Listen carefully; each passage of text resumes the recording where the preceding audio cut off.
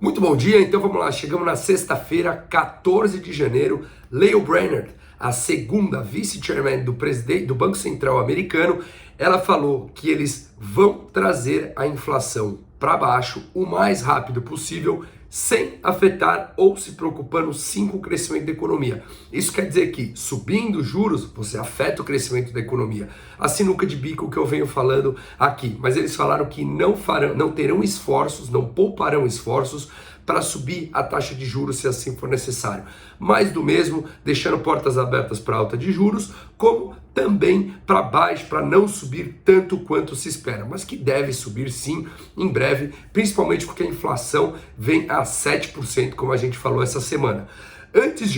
Ontem, saiu o índice de preços ao produtor nos Estados Unidos, 9,7%, é a maior alta desde que foi criada essa série histórica, tá? Veio levemente abaixo do que o mercado esperava, que era 9,8, veio 9,7, mas é a mais alta que tem. Lembrando que quando a inflação ela tá alta na ponta lá da produção, ela provavelmente vai chegar mais alta também no consumo, que é o que já vem refletindo.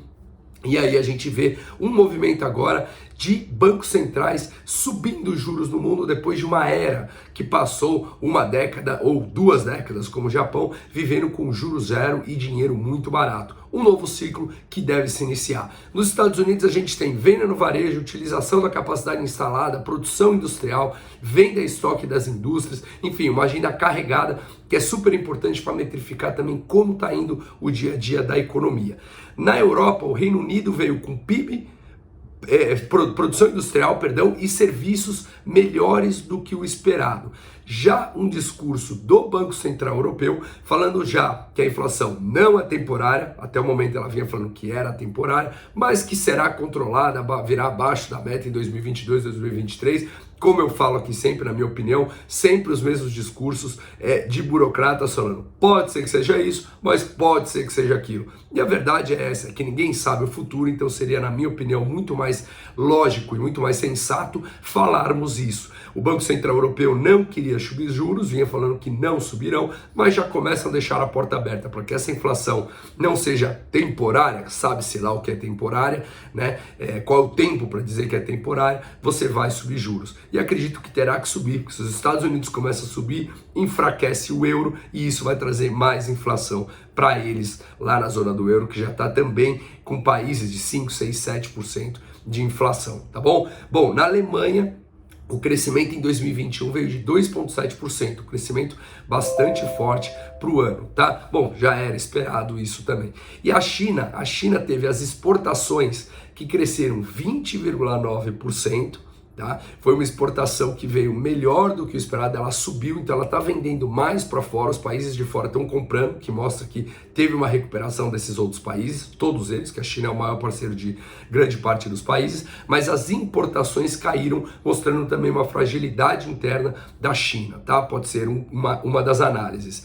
E a Evergrande, a construtora lá que começou a dar default, conseguiu acertar um pagamento de uma dívida interna para chineses de 707 milhões de dólares, conseguiu postergar esse pagamento para não dar um novo default interno. Falando até um pouquinho mais da alta dos juros dos bancos centrais, a Coreia subiu de 1 para 1,25 a Coreia do Sul, obviamente. Então, um movimento de alta dos bancos centrais no mundo e o Japão começa a pensar sobre isso. O Japão é um país que iniciou os juros zeros no começo dos anos 2000 ainda, tá? E já nos anos 90 não conseguia, depois da crise que teve, não conseguia já produzir inflação, ou seja, consumo. E no Brasil a gente teve um crescimento de serviço ontem super forte, cresceu 10% no ano, quando a expectativa era 6,5%, e cresceu 2,4% no mês, quando a expectativa era 0,2%, veio muito forte. E hoje a gente tem vendas no varejo e de olho no dia 18 para saber se as categorias do funcionalismo público entrarão em greve, pressionando ainda mais o orçamento ou não.